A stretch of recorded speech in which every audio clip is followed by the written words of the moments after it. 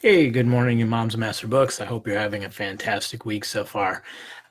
Welcome to our Facebook Live. Today we're going to talk a little bit about the Master Books method and some of the criticisms that we receive, kind of answer some of those as well. The reason we're doing this is as we begin the new year, a lot of people start looking at Master Books and as you're surfing the web, you'll see different comments, you're part of different groups, different criticisms, that type of thing. And we have a lot of new members who may not be part of the group or understand what it is that we want to accomplish as a company and as individuals. And so just as a way to provide some information to give you the language that we use in our products. So if you're watching, we'd encourage you to comment. Let us know you're there. We'd love to. We're looking at our new 2,500 reward points. We'll pick somebody to put 2,500 reward points in your account. And we love to see your feedback, your comments, your questions, and suggestions. So let's talk a little bit about Master Books. If I was at the Homeschool convention, which I will be in Nashville and possibly Rogers, the Teach Them Diligently show, if you came up to the booth and wanted to know about Master Books, what I would tell you is three main things. Number one, our mission statement is ink on paper to impact eternity. And that is what motivates us as a company. That is what we always question. Is this going to have an impact on eternity? I can teach somebody math. I can teach them science or any subject. I could produce books that are, regarding any topic. But if I'm not helping to grow a person's faith, to strengthen their faith, then what's the point? And so our curriculum is really designed to grow a student's faith, to prepare them for the world that they live in.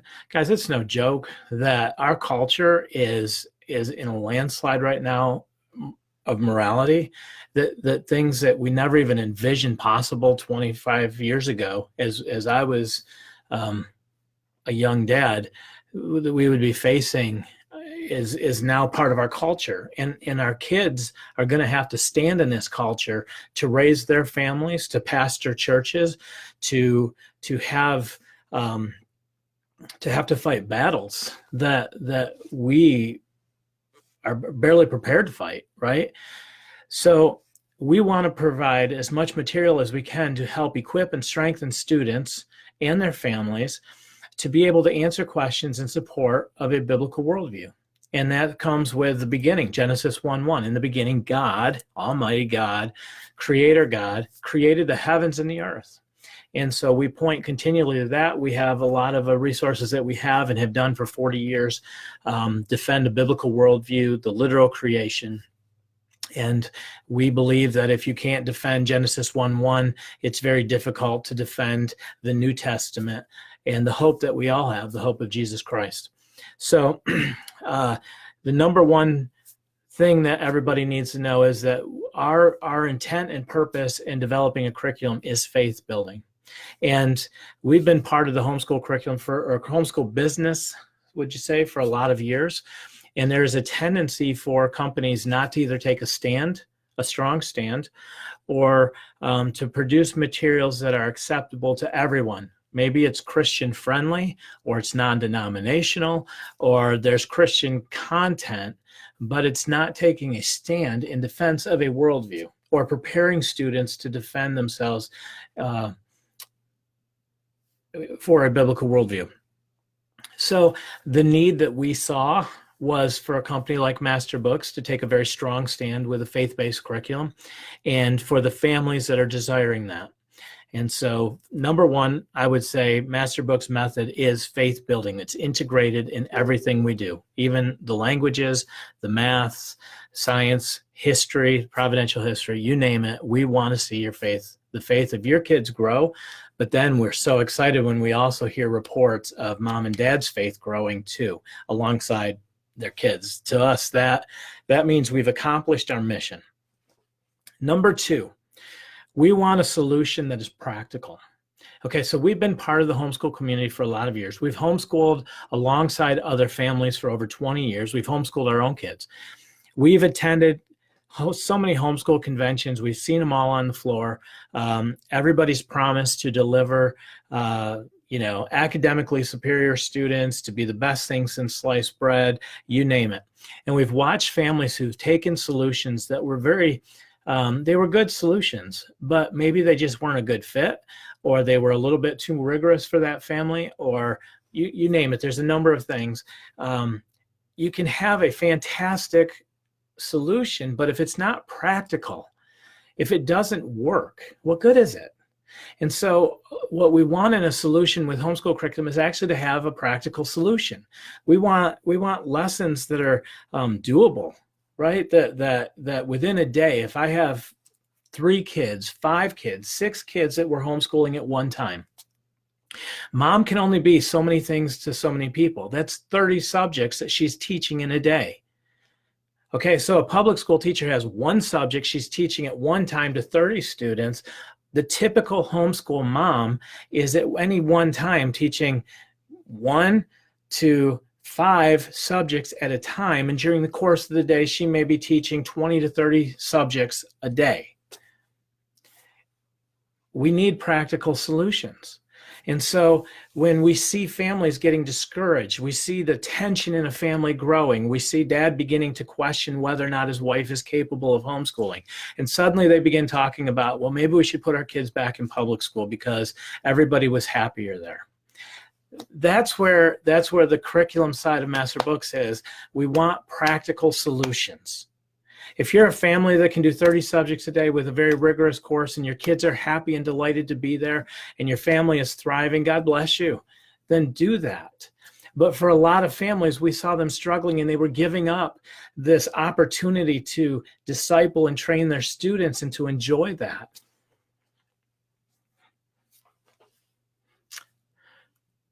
Doggone. Okay.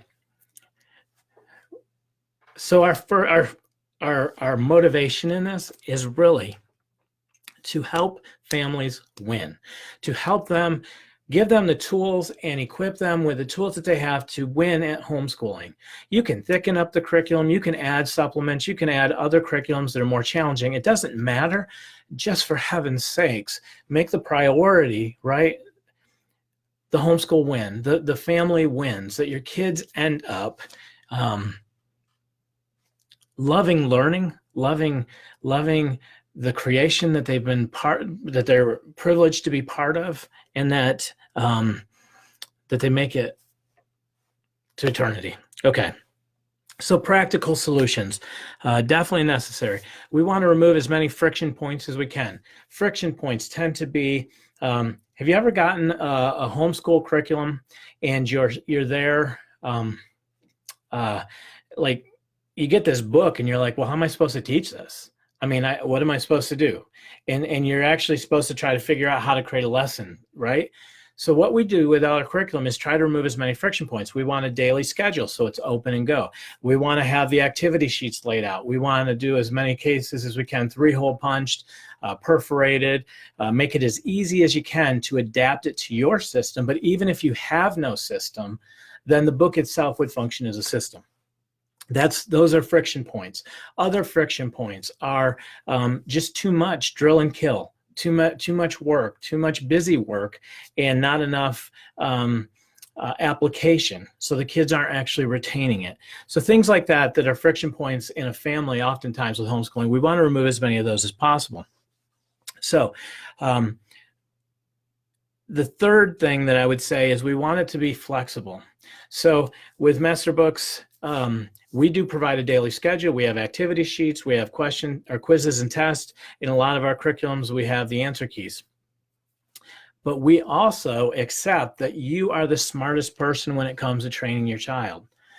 So if you want a different schedule, if you want to use a different, if you want to use a 5th grade curriculum or a 5th level curriculum in 3rd grade, we trust you to do that. So the flexibility of it is something that we feel it needs to have, because every family is different. Every season is different. And can I say, when I talk, let me backtrack a little bit about practical solutions. You want a curriculum that will survive all seasons of homeschooling. Homeschool is a little different than a public school or a private school in that the private school is very consistent in every day there's somebody there to teach my kid and we're not dealing with anything. The typical homeschool family doesn't live in a vacuum. There may be a family emergency, there may be a financial crisis, there may be just different things that can happen, different seasons of life. Maybe mom, maybe grandpa or grandma goes into the hospital and the family now has to spend time devoted to that. Some curriculums that are very rigorous and very difficult to administrate make that very challenging, right, when the family is going through a tough season. And so we want to see a homeschool curriculum that provides a very solid foundation that you can add to, build upon, add depth to, but also allows you to absorb some of life's crises, which happen. I mean, we've been homeschooling for a lot of years. We have 9 kids. We've lived through a fair amount of crises. And I know that keeping the flow going during those seasons, and some of those seasons last months, right? And so we want solutions where we like independent learning so that the student is more responsible for it and mom doesn't have to be sitting at the table there hand-holding all the way through the process, because that's real world homeschooling.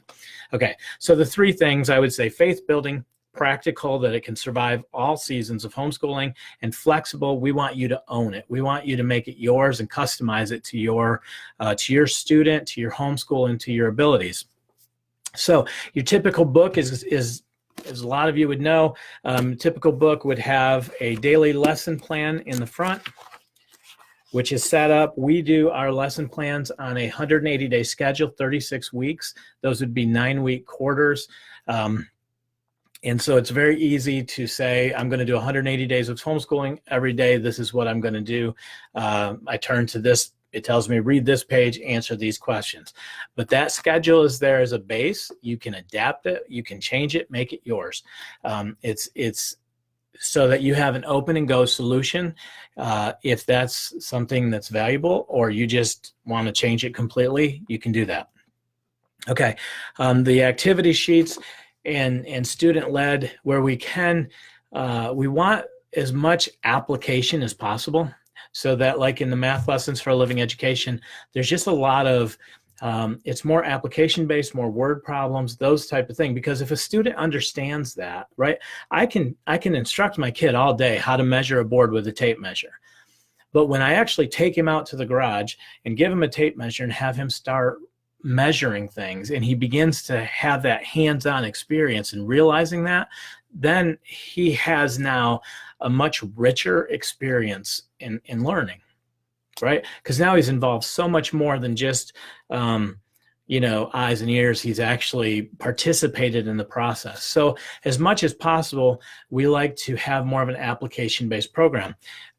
We also, like when it comes to science, how do we do that in science? Well, we do have lab courses, and we're building more and more in that area, but also in the defense of and working through some of the more complicated things that scientists struggle with, like origins, which predetermine a lot of our conclusions here in the present, right? So there's an application just in wrestling through some of the difficult issues. Okay. I would say as well, when it comes to influences, we probably are more of a Charlotte Mason traditional approach. We have a lot of influences from the Charlotte Mason method, but we're not religiously Charlotte Mason. I think there were some really good things that method taught and probably fits the style that we are. And the reason I say that is there are families that identify better with other methods. Some families identify well with classical method. That was really never our family. But if that is your family, then the method here may be a real stretch because of the way that it approaches things. So But we have a lot of traditional influence too. If you were part of an ACE school or School of Tomorrow and you did PACES, there's a lot of that philosophy in having a daily goal that you do that's easy to check off and say, I did this. The independence of learning. We encourage self-scoring as well, and setting it up so the students can self-score. And so some of those influences you would find from more of a traditional method. Okay, so faith building, practical, flexible. Of course, we work really hard to keep everything as affordable as possible so that families don't have to spend, $1,000 a student. Also, we understand the best curriculum is the third curriculum, right? There's some trial and error when buying curriculum, and we get that. We try to keep the prices so that I once at a convention, there was a mom who was struggling over buying math lessons for living education. And I finally said, here's the deal. If you buy this math and it's the biggest and it's a mistake, then this is the cheapest mistake in homeschooling you're ever going to make, because it was like $28 or $32, it's like very cheap for a full year of math. This is what you were going to get. Then it's the most inexpensive mistake you're going to make in homeschooling. So we work hard to make sure that everything is as affordable as possible. Okay, so that's the heart. That's what our passion is. We want to see homeschoolers win. I don't believe for a second that homeschooling saves anybody. But I do believe that discipleship and parents being involved in the education of their child is essential. I believe that putting our children under the counsel of the ungodly will have ungodly results. I've seen it time and time again. As a pastor, I stood beside the casket of families that made that decision. Not that every family does, but it broke my heart. And in those places, swore I would never be silent about the dangers of having my kids under the counsel of the ungodly. And that's not just in public school. That goes in church. That goes in relationships. We need to be so guarded in this day and age because the worldviews and influences, this is not necessarily a Christian environment that our kids are in. And we are preparing them and training them to be able to stand and defend and to influence culture for the kingdom of God. And we're not going to get those results if we just leave it to chance and put it under somebody who doesn't have the same convictions that we do. Worldview matters, which leads me into the next thing, which would be maybe the criticisms that you might hear of master books. So sometimes we get the criticism that we're too Christian. And as I alluded to in my announcement post about this, I just think that's a wonderful compliment. On the day of when I pass, right, and I stand to give an account to the Lord, that's not one of the things I'm worried about, him saying, Randy, you were too Christian. It's just not. So there are a lot of things I'm probably more worried about than that. And I want to make a distinction too. Too religious is different than too Christian. Religion is the rules that we live by when we don't have a relationship. So I can be too religious. I can have too many rules and regulations. Now, sometimes those rules and regulations help us carry us through dry periods when the relationship isn't quite there. Christianity, as a follower of Christ, is a relationship with Christ. And that's not built upon rules and regulations. That's built upon the relationship that we have with Christ. In Master Book's curriculum, when we talk about relationship and we point to there's a creator and he created everything, and man is in a condition because essentially we've pushed the self-destruct button when Adam and Eve disobeyed God and ate of the fruit. And we live in this condition. This is our relationship to the Creator, his creation, and the hope that we have in Jesus Christ. And understanding that condition and the relationships that we have are essential. So when people say, Master Books is too religious, we don't want that much religion, I get it. But at the same time, Master Books is all about touching eternity, and Master Books is all about defending the Word of God in a biblical worldview. It's who we are. It's who we've been for 40 years. It's what we're passionate about. So how could we be silent on those topics? And if you don't want that, unfortunately, there are solutions that have removed God from education. But that's not master books. So yes, we are very faith-based. We are very Christian. We are evangelical Christian. So that leads me to the next criticism. A year or two ago, we got brought into a battle with another publisher that we published a book, Worldviews, Religions, and Cults. And that book identified the religion supported by that publisher as a cult. And in our taking a stand and saying, evangelical Christians, there's a worldview based on evangelical Christians of who we believe God is, who we believe his son Jesus is, who we believe the Holy Spirit is, all of our tenets of faith and how those set. That's an evangelical Christian worldview. If you are typically Baptist, Assemblies of God, Methodist, most mainstream Christian denominations have a statement of faith that follows, this is who we believe, or these are the basics of our faith.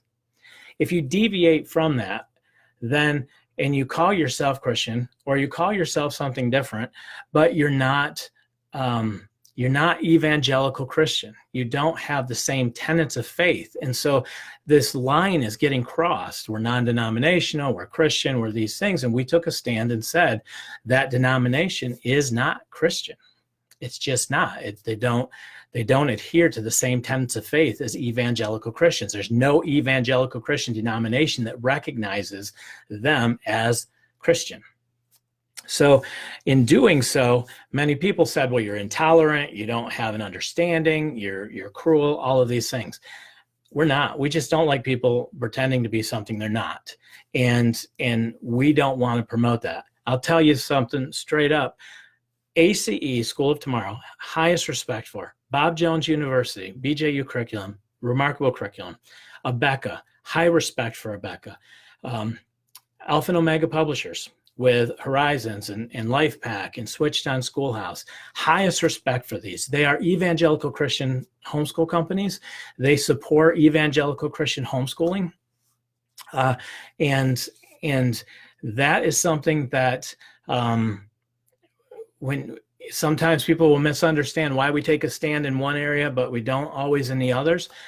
If it's evangelical Christian, we still applaud those companies. Apologia, there's a number of them who hold to a biblical worldview and we think are excellent solutions alongside with master books, of course.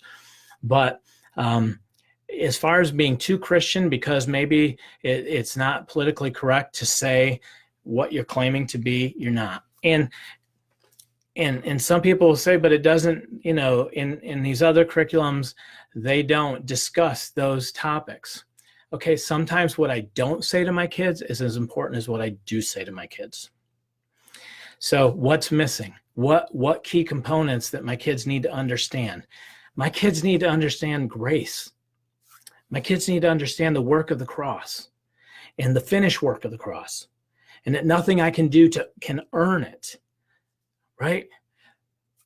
All right.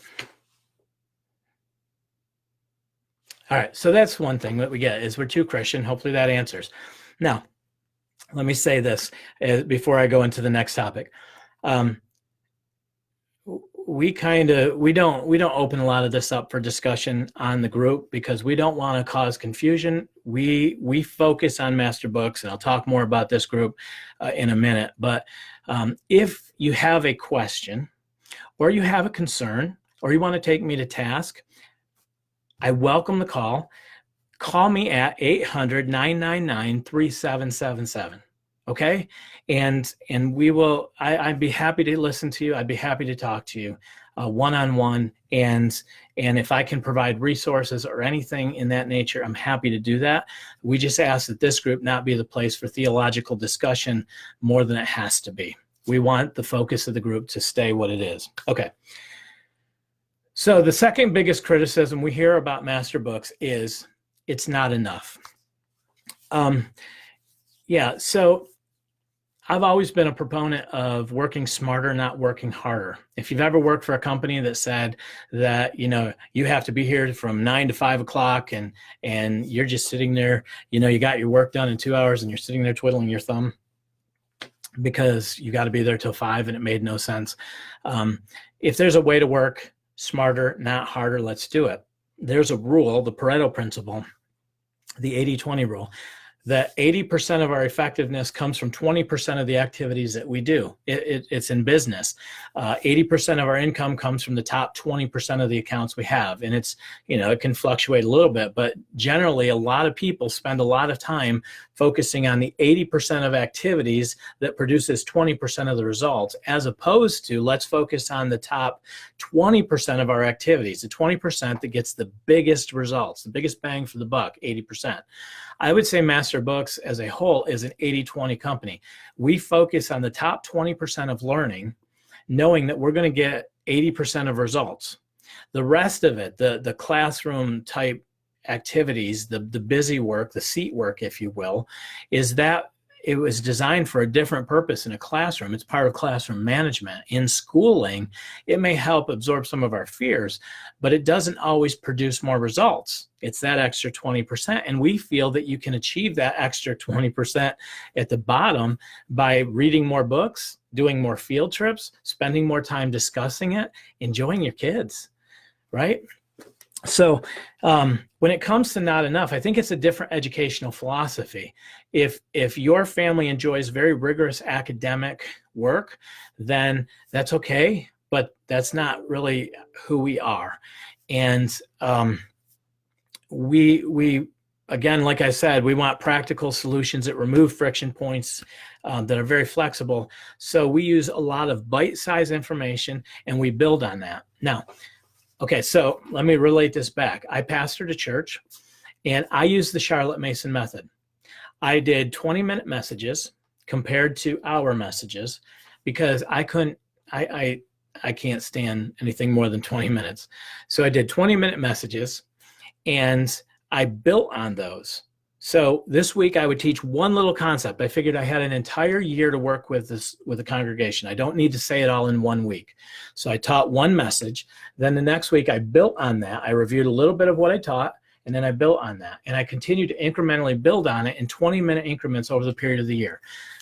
We've been gone from the church now 3 years, and I can guarantee you that the people there will still talk about different messages and sermons that we had in series because it was learnable. It became part of our culture as we began incrementally learning, rather than I give you an hour or an hour and a half of content and you've already checked out after 5 minutes, right?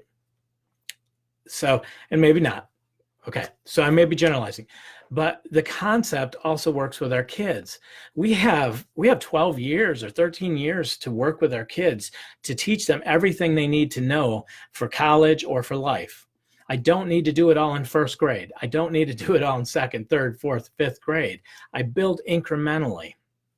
So when it comes to not being enough, it's a different approach than some people may be used to. I just think it's a smarter approach. And if you go through the group, and there are families who say, just couldn't get it, couldn't buy into it, no problem. But then there are families that we see who say, I struggled with this. I wasn't sure if it was going to work, but all of a sudden we're riding somewhere. My kids are starting to spit back this information. Or there's, there's like, the bells are going off in my kid and they get excited. They're asking me questions. They want me to buy more books. They're hungry now for learning. And so we see the method working. So I know somebody had posted and said in another thread that she had started homeschooling. She began using the math lessons. She began to get nervous that it wasn't going to be enough. The other moms encouraged her, just stick with it a little bit longer. And all of a sudden she's like, my kid's just getting it. It's like they're flying through it and they're getting it and they have the concepts down. And we see that time and time again. So we have now, the method is, we've tested it with our own families. We've seen it experienced. We know the other curriculums that were successful and the reasons that they were successful.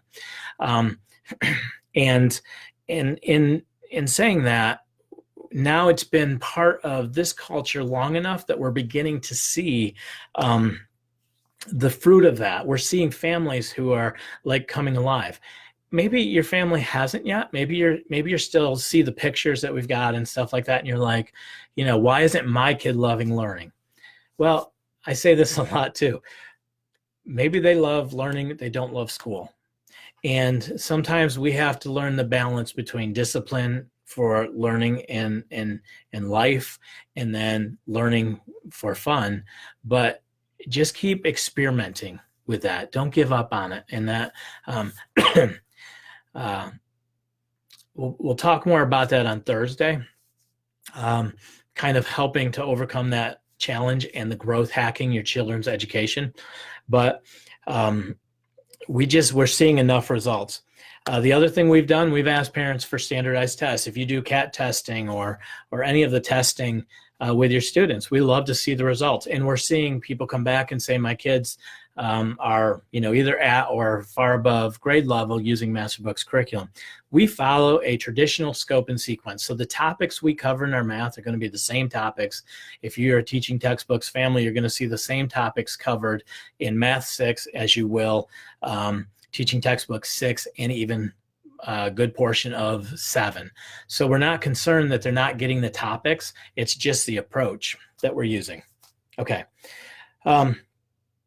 So hopefully that answers a little bit on the criticisms. If you have more, this group, there are so many testimonies in this group about families who have learned. It was a little nerve-wracking to let go of some of the busy work and some of that heaviness of your schooling and begin to relax a little bit. But now that they're doing it, they're beginning to see the rewards of that payoff. And so that's the best testimonial we can do, is to talk to other moms. When it comes to a program like math, right? So Math Lessons for a Living Education is an outside the box solution. A lot of families are finding absolute freedom in this solution that goes into principles of mathematics. So people say it's not enough, it's not academically rigorous enough, that type of thing. So I'm just going to give you a quick story. I was in a convention 2 years ago. We had just done Jacobs Elementary Algebra. Jacobs has been around for quite a while. And there was a man walking around. He assessed all the math curriculums in the hall that day. So he looked at all the major players in the large hall. And he came back and he was asking me questions about this. And I asked who he was and what he was doing. He explained to me that he was a doctor of mathematics at University of Missouri, and that he was evaluating the math curriculums that were available to homeschoolers.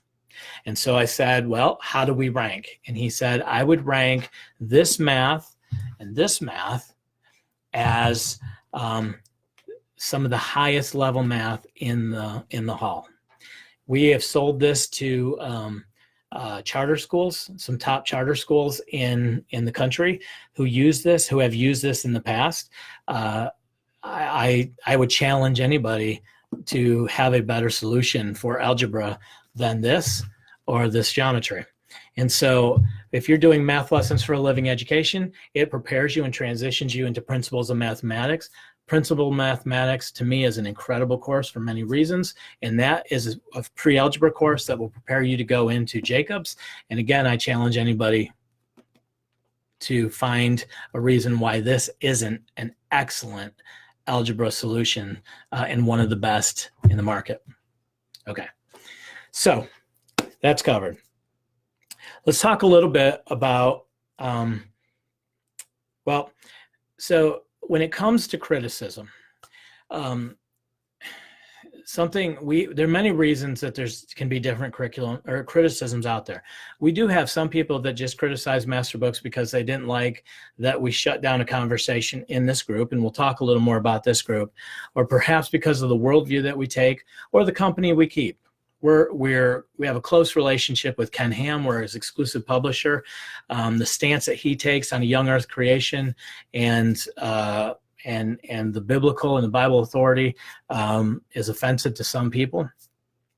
We have other authors like Ray Comfort or Todd Friel or Israel Wayne that people may take offense with, and we defend our authors. We believe in the message that they have. So sometimes our critics are just because they don't agree with our authors or our worldview. If I was competing against Master Books, I would have to find their weakness or what a perceived weakness, and I would say the same thing. Are you sure it's enough? I would cast that seed of doubt, and sometimes it's just not a good fit. In the past, in marketing and even with Master Books, we would try to appeal to the masses, and even the people that were just harsh critics would come in and be very kind of just critical of us. And the thing that I've come to realize is, for that individual, Master Books just wasn't written for you. We bless you. We thank you for checking us out. But we also recognize that maybe that's just not the best solution for you, and we bless you in your search to find the best solution. When a family finds Master Books, and it's almost like a breath of fresh air, and suddenly they get it. That's who it was written for. And so we're not going to please everybody. We don't want to please everybody, because if we did, we would have to compromise things that we hold important. So from that being said, when it comes to criticism, if you don't receive criticism, it means you haven't taken a strong enough stand in who you are. And we don't seek to find criticism. We're not trying to be offensive to anybody, but at the same time, we want to honor the mission statement that we have and the duty that we have to the Creator God. Okay. Moms of Master Books. Let's talk about Moms of Master Books. So this group, we started getting serious about this group over a year ago, almost 2 years maybe. And Anna, who now does customer service for us, was one of the moms in the group. She came alongside and started to help me moderate, and then we built from there. I think Carity was the next moderator, and Amanda, Rachel, Desiree, Carrie Bailey. I'm thinking I got everybody. Came on as moderators, and they help us moderate. And essentially what they do is we want to make sure that we encourage the group. We answer as many questions as we can in the group. We also have in this group, we have editors, executives. The owner of this company is part of this group. We have authors. We have customer service in this group. We have marketing, which, is essential. We have a lot of people who participate in this group. And the reason we do that is we want to connect the customer, you, to the team as well as we can and as transparently as we can. With that, I have to make a commitment to these people who are being very vulnerable to step into a group of 10,000 users, right? And allow their work to be criticized and picked apart and whatnot. And so my commitment to them is, I have your back. That if you agree to be part of this group, we won't allow people to be negative in a way that is destructive. We won't allow criticism that's not constructive. You know the spirit of criticism, when it's good and when it's bad, right? I mean, nobody has to, you just know the spirit. And so when an author comes in and they're watching their work be examined thoroughly, if we've made a lot of changes, and a lot of authors have said, I never thought of it that way, and they've suggested new changes, and they get a lot of information from this group when it's constructive. So we do ask that this group doesn't go off on tangents that are negative, destructive, complaining, because there's nothing that comes from that. And so we work really hard to have this more of a constructive, encouraging group. Now, this is a corporate sponsored group. So Master Books actually invests a fair amount of money to maintain this group and make sure we provide a lot of value to everybody who participates in it. Okay? So I want you to think of it this way. Imagine Chick-fil-A. We go into Chick-fil-A and there's a man standing at the door and he's yelling to everybody, you shouldn't eat Chick-fil-A sandwiches because it's chicken and we really believe in beef. So you need to go across the street to McDonald's because that's the better place to eat. if that's what was happening, how long would Chick-fil-A allow the person to stand in their lobby and point all their customers over to McDonald's? They wouldn't. This is our lobby. This is where we meet and greet. This is where we connect. This is where we provide information. So we encourage McDonald's to do their marketing. We do our marketing. I support a lot of the other publishers that are available. We've sold them. We've participated. We're friends with them. And they should have an avenue that if you use their curriculum, you can go and meet and greet them. You can talk to their staff. You can do all of that. That's important. When you come into the Chick-fil-A lobby of Master Books, because I love Chick-fil-A, I have to relate it to someplace good. When you come into that lobby, right, we're going to promote Chick-fil-A sandwiches and waffle fries. We're going to promote, the sauce, all those good things. That's what we're going to talk about. And it's not because we're threatened either. It's because we don't want confusion. So if you're a new mom, you certainly get it. If you're a mom who has experience, you certainly know when a new mom comes into homeschooling, there are so many options, so many choices. And so when we first started the group, and Anna can attest to this, somebody would start asking a question, 3 moms would come in with suggestions to different companies, and suddenly people would be like, I'm so confused. This is Master Books, but you're recommending this solution. And then we'd spend a lot of our energy actually talking about, this is the differences between that curriculum. And while I can explain to you most of the other publishers' tenets and beliefs and their methods and how the curriculum works because I've sold it, that's not really where I want to spend my energy. I want to spend my energy supporting the Master Books line and the product that we have. So that's why we keep it focused to discussion about Master Books curriculum. And some people will say, but we want to talk about other things because we like the people here. We like the people here too. The problem is general homeschool discussions can take away from actually supporting us in what everybody's here. Our editors, our authors, our staff, the moderators who've committed to help us in this endeavor, we only have so much time. And if you're part of the Master Books, this thing is going 24/7, right? My feed is going. It's not uncommon to be answering texts at 11 o'clock, 4 o'clock in the morning, whatever, or, trying to keep the group managed. If we start adding a lot of general topics to homeschooling or family life or that type of thing, even though we love this tribe, if we did, we just can't do it and keep up. So that's why we keep everything as focused and as specific as possible so that we can manage it and continue to provide resources for that. And we really appreciate your understanding in that. And we appreciate the love that you give our moderators as well. Now, some people will say, but, all this is, in fact, I actually, in a post recently, in a criticism post, said marketing was awesome. I think it was marketing was awesome. So I'm going to take that compliment and ignore the rest of it. But then the post went on to say, we only allow praise reports. We don't allow any constructive criticism. Well, we have a lot of constructive criticism. Again, I say, the spirit of constructive criticism versus complaining. And when we see constructive criticism, we want to address that. Jessica McCullough just came in. Jessica is a very valued moderator here in the group too. I'm sorry, Jessica. I just caught a feed that had cherry face. Okay. All right. Stay good brain, Randy. Okay. So here's the reason that we celebrate homeschool wins. I want an atmosphere where you have the ability to ask questions. And when you begin asking questions, we see that maybe we have friction points we need to address or whatnot, right? But